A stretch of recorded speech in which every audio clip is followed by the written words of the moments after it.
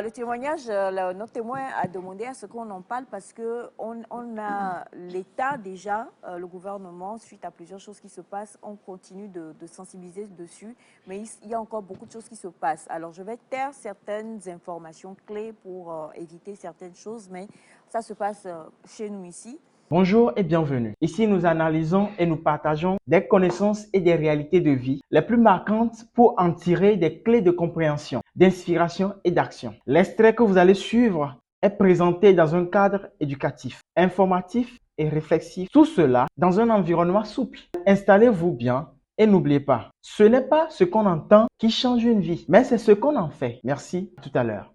Il s'agit donc d'un jeune homme qui est conducteur de taxi-moto, qui a rape, qui a abusé d'une mineure. La famille, il a abusé de la fille et, vous savez, des conditions précaires. Il a abusé de la petite est enceinte et les conditions précaires étant, la petite était chez lui. Parce que de toute façon, elle ne peut pas... La petite... Non, la petite était chez lui, chez ses parents. et chez lui, chez le jeune homme. Ouais. Les parents ont appris l'histoire, ils sont venus prendre leur fille pour partir. Okay. La petite est chez lui. Je reprends. Oui. Le jeune homme est un conducteur de taxi-moto qui vit dans des conditions précaires, qui a donc abusé d'une adolescente, une fille qui n'est pas encore majeure. Maintenant, la fille, lors de cet abus-là, malheureusement, se retrouve enceinte. Et donc, est chez le jeune homme. La petite, sa famille qui est au village, ayant entendu l'histoire, est venue prendre la petite pour la ramener au village avec eux. En demandant au jeune homme de pourvoir à tout ce qui concerne voilà, la petite, la grossesse et tout. Sauf que le jeune homme ne fait rien. Maintenant, la famille a envoyé un messager au jeune homme pour lui dire « Excusez-moi, ce que tu as commis était un acte criminel déjà. À la base, nous étions censés t'emmener au commissariat pour porter plainte contre toi. Nous ne l'avons pas fait.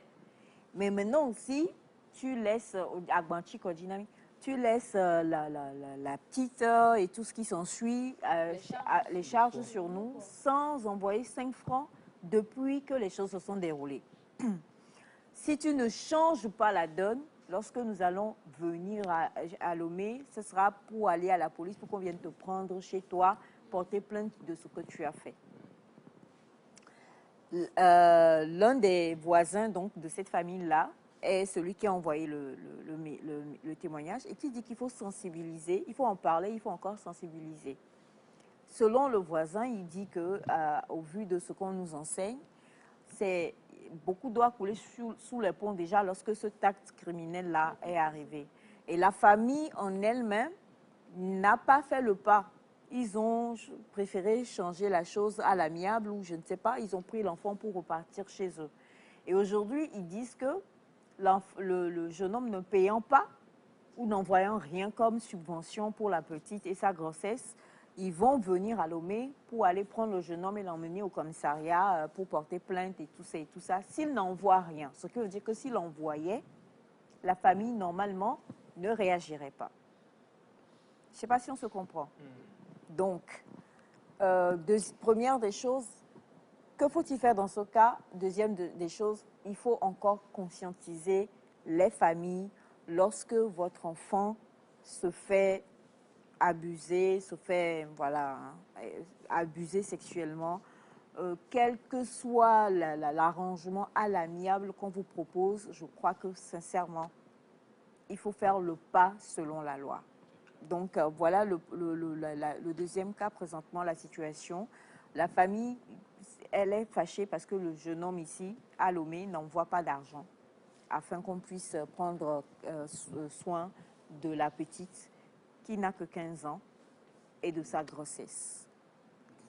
S'il vous plaît, un détail. La fille était chez qui ici, comme tuteur? La fille, elle est venue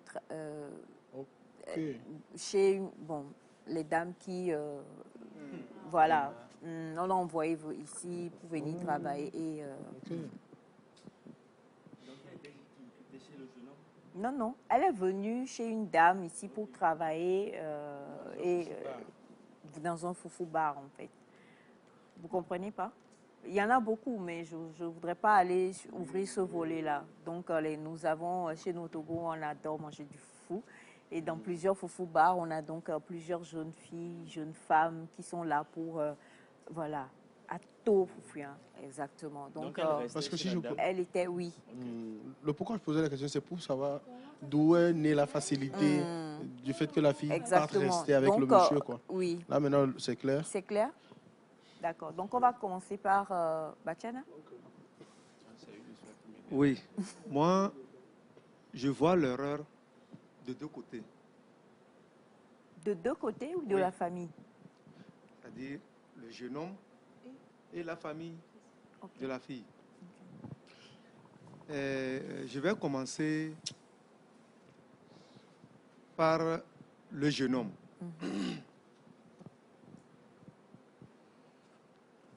Lorsque nous voyons certains enfants, je ne vais pas dire certaines filles, certains enfants que Dieu a donné la chance de vite grandir. Il y a des enfants qui grandissent plus que leur âge. Quand tu vois la personne, du moins quand tu veux draguer, demande-lui son âge. Non, le jeune homme sait très bien que la fille, il connaissait l'âge de la petite. Hein. Il y a des gens aussi, Voilà. c'est leur goût. Non, Voilà qu'il connaît. Oui. Voilà qu'il connaît l'âge. Il connaît l'âge. Il y a des gens en fait qui n'ont pas de scrupules en fait. C'est ce qu'il faut comprendre. Oui. Maintenant, tu as pris la petite que tu as gardée avec toi sans connaître la personne. Tu ne connais pas sa famille. S'il lui arrivait quelque chose, supposons que la petite mourait avec toi, tu amènes le corps où? Tu vas faire quoi avec le corps? Toi-même, ta famille ne va pas t'aider à l'enterrer parce qu'ils ne connaissent pas la personne. Cessons de courir derrière les enfants. Cessons de courir derrière les enfants. Elle peut être belle, avoir la forme, avoir tout ce qu'une femme a, peut avoir. Mais ce n'est pas encore une femme. C'est vrai que ce que M. Vignon dit Ce n'est pas aussi. encore une femme. Et la loi pénalise fort pour ça. La loi pénalise fort pour ça. Dieu merci, on ne t'a pas signalé. C'est Dieu merci. Ah oui, c'est Dieu merci. On ne t'a pas signalé. Mais du moins ce qu'on te demande, donne quelque chose à l'enfant. C'est devenu sa femme. Donne quelque chose, ou bien c'est en train de devenir sa femme. Mais donne quelque chose pour nourrir ta femme et ton enfant. Si la famille de la fille avait des sous pour la nourrir, elle ne devrait pas atterrir à Lomé pour faire ce genre de travail. Oui. C'est parce qu'il n'y a rien qu'elle est venue ici. Et quand elle est venue ici, la plupart de ces enfants-là, c'est la famille ou bien quelqu'un de la famille qui vient prendre son salaire. Souvent, c'est comme ça. Oui. Maintenant, quand je vais retourner vers la famille, mais avant d'envoyer ton enfant chez quelqu'un, il faut faire des enquêtes pour connaître la personne. mon enfant va là-bas. Bien sûr, elle va aller travailler. Mais elle va dormir où? Celle ou celui chez qui elle va, comment la personne vit? Est-ce que la personne est mariée? La plupart du temps, les familles ne pensent pas à ça, comme tu le dis, oui. Tatiana. Les familles pensent au gain. C'est ça. Notre enfant est à Lomé. Oui. Est-ce que la personne a des enfants? Ces enfants font quoi? Ces enfants vont à l'école? Ces enfants travaillent avec elle? Et puis quand tu envoies ton enfant, de temps en temps, fais des surprises. Tu les visites. Tu ne t'annonces pas, tu visites. Tu restes quelque part, tu les observes. Comment ça se passe? Et cessons de traiter à l'amiable ces genres de problèmes. Si vous voulez traiter ces genres de problèmes à l'amiable, allez d'abord vers la loi. Vers la loi. Et là-bas, vous pouvez négocier et traiter ça à l'amiable. Et de là, on lui imposera des choses à faire. Et s'il ne le fait pas, c'est là-bas que vous allez retourner. Monsieur Vignon? Je brûlais quand on a amené l'histoire parce que d'abord le jeune homme qui a abusé de la mineure ne doit pas être en liberté, ne doit plus jamais être en liberté selon moi. Et je suis catégorique là-dessus. Je regarde ma caméra droite devant moi et je dis, c'est normal. Tout mineur n'a pas de consentement. Tout mineur n'a pas de consentement. La fille peut accepter. Tant qu'elle est mineure, ce n'est pas un consentement. Oui. Même si tu la dragues, même si au Blédentia, devant la loi, elle n'est pas consentante parce qu'elle n'est pas encore en âge de choisir entre le bien et le mal. Il fallait que je le dise ainsi pour qu'on puisse comprendre. Je reviens à l'histoire. Moi, je pense que la faute vient de la négligence de la famille. Ils ont envoyé une mineure à Lomé. Il faut un feedback, un suivi. Je pense qu'ils étaient focalisés sur autre chose que sur l'évolution, voilà, que sur l'évolution de la fille en question. Donc, ça les arrange d'un côté, il faut qu'on dise les trucs tels quels, hein. Ça les arrange d'un côté que l'histoire se soit passée comme ça. Parce qu'ils se disent que maintenant, elle est à la charge de quelqu'un. C'est pour ça qu'ils n'ont pas orienté l'histoire vers la police directement. Ils se sont dit qu'ils pourraient soutirer de l'argent par là. Et c'est un crime. C'est à condamner. Je m'arrête là parce que je vais me truc là. Oui, monsieur Vignac qui vient de bien embrasser le sujet. Entre-temps, je voudrais que le monsieur en question, qu'il se rende compte de l'aubaine qu'il a. Actuellement, en fait, je ne sais pas quel terme employer, mais il doit comprendre en fait que c'est une chance pour lui d'être en liberté actuellement. Il doit être conscient de ça. Maintenant, quel âge il a lui-même, je ne sais pas.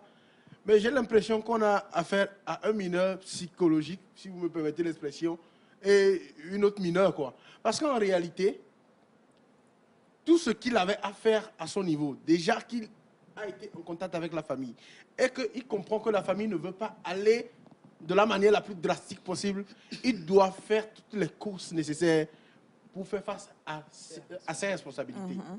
De base, s'il a une priorité actuellement, ça doit être cela en fait. Il doit courir dans tous les sens.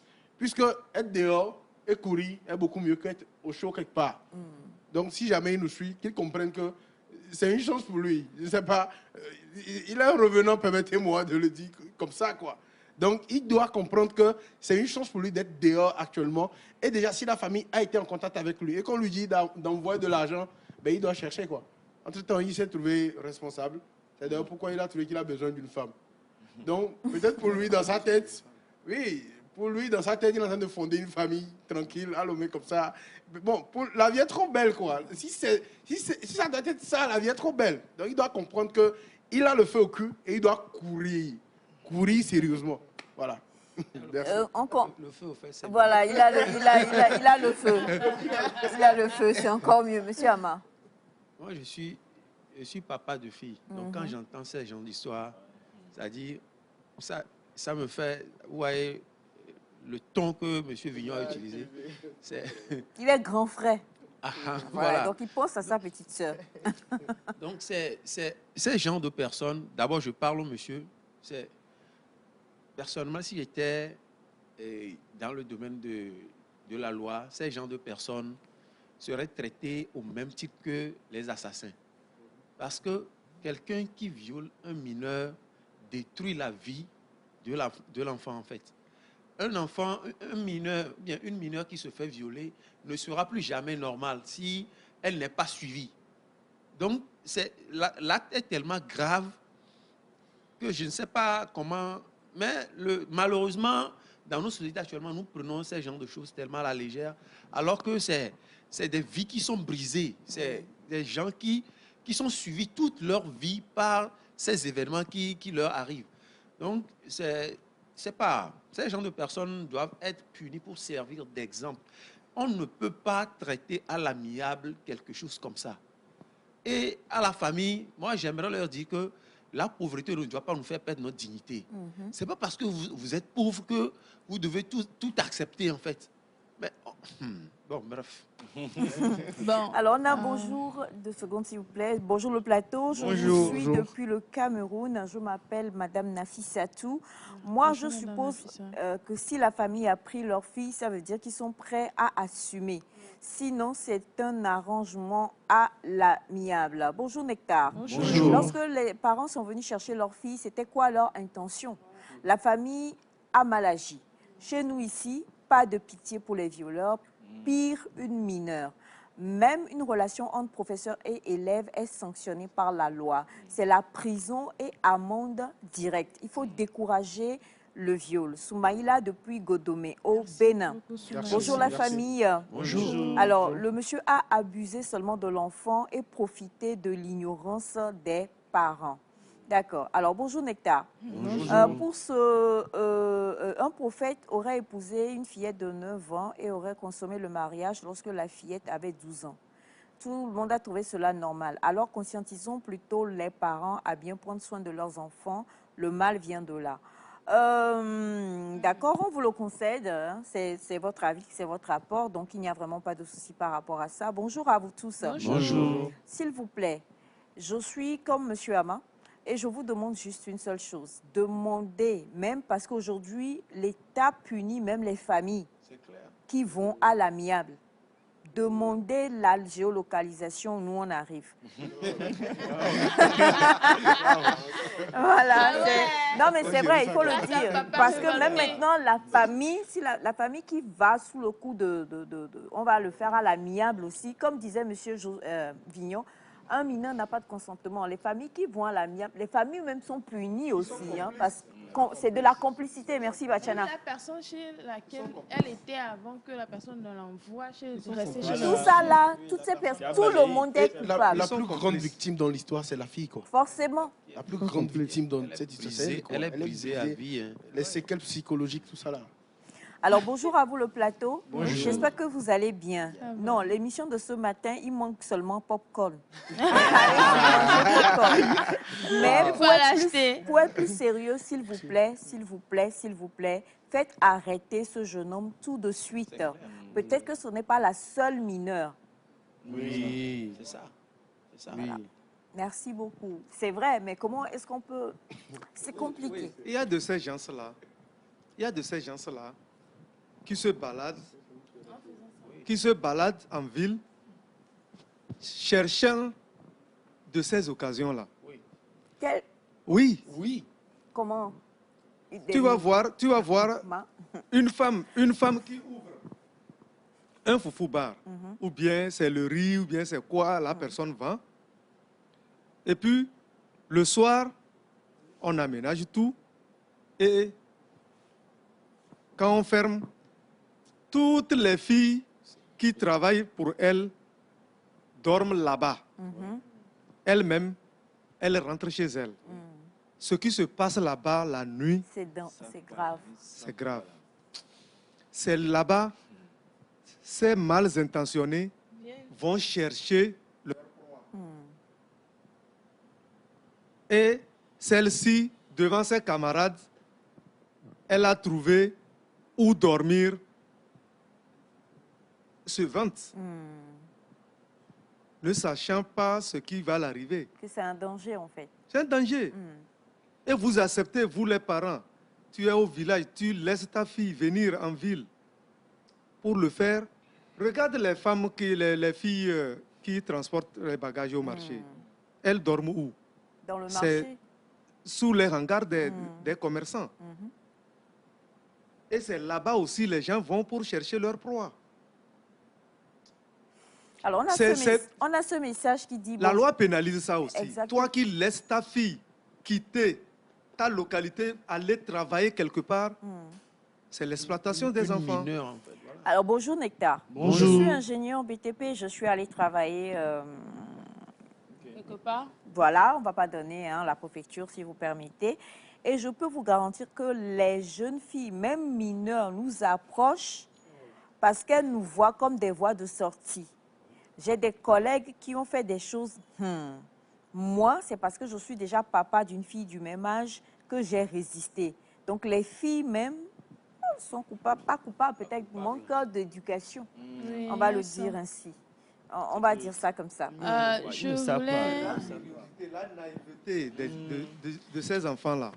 Ah, oui. Parce qu'elle voit devant elle peut-être quelqu'un qui est allé comme ça, elle a réussi. Donc, mais là, on elle parle vraiment s'imagine de la des choses. responsabilité des parents. c'est les parents. Voilà. En tant que C'est les parents, parents. comme l'a dit M. Ama, il n'y a pas de pauvreté. La pauvreté n'exclut pas la dignité.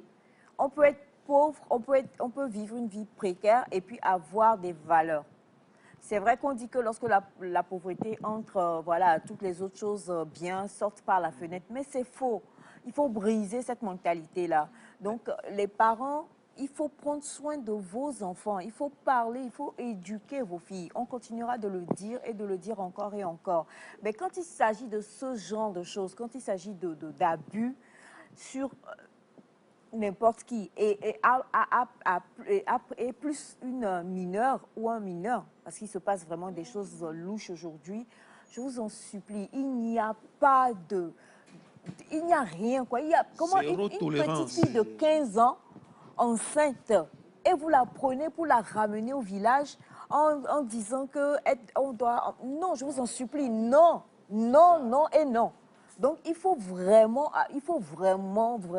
que cette histoire aille au niveau de la loi et que tout le monde puisse être recadré. La famille doit être recadrée, le jeune homme doit être recadré. Et cette petite-là, parce qu'il y a un côté dont on ne parle pas, et on en a plusieurs fois parlé pour tous ceux qui suivent Nectar avec le concours de Maman Ida. 15 ans, elle n'est pas encore totalement formée, je vous assure. Donc, pour aller accoucher, vous ne savez pas ce qui peut lui arriver. Donc, je vous en supplie, cette fille-là, elle doit être suivie. On ne sait pas, parce qu'on dit que la famille dit qu'on n'a pas envoyé l'argent au village, maintenant ils veulent venir. Ça veut dire qu'il n'y a aucun suivi qui se fait vraiment comme cela se devrait au niveau de la grossesse de cette petite-là. Comment est-ce qu'elle vit? Il faut absolument, absolument que les choses se fassent, que ce jeune homme soit pris, que la famille soit prise aussi, conscientisée, et que la petite soit protégée. C'est très important, je vous en prie. Très, très important. Et puisque nous parlons de sensibilisation surtout, je pense qu'il y a un aspect aussi qui nous échappe un peu. C'est le côté où les dames qui prennent ces filles-là doivent savoir qu'ils ont une certaine responsabilité aussi. Elles Comme l'ont. M. Bachana parlait tout de suite, bon, déjà, quand il finissait qu'il fait, mais que ces filles-là dorment, quelles sont les conditions? Il ne faudrait pas qu'ils pensent que, bon, juste parce que c'est les parents qui ont amené ces filles-là à leur niveau, bon, elles ont tout le droit sur ces enfants-là. Et bon, il y a pas même pas leur de problème, conditions. malheureusement. Elles s'en Ce n'est foutent. pas leur est-ce qu'elles- problème. Ouais. Vignez leur dans le lomé là. C'est ce Elles qu'elle s'en se foutent, dit elles s'en là-bas. Non, même pas. Donc- Ces dames-là, parce que déjà, on parle du droit des enfants, on parle du travail des enfants, et ça aussi, c'est puni. Hein. Bien sûr. Donc, comme on le dit, souvent, ces dames-là, justement, désolé pour ce qu'on va dire, prennent des petites, parce que c'est beaucoup plus facile. Une jeune fille, elle peut reguimber, je sais pas comment, elle peut réagir si tu lui fais... Mais les petites comme ça, elles n'ont nulle part où aller. Donc, on considère que c'est ce qu'il faut prendre, en fait, parce que c'est un peu plus facile de pouvoir les utiliser, les commander, les envoyer et faire plusieurs choses. Donc, même ces dames-là, ces personnes-là, pas ces dames forcément, doivent être recadrées par la loi. Et C'est puis très toi-même, important.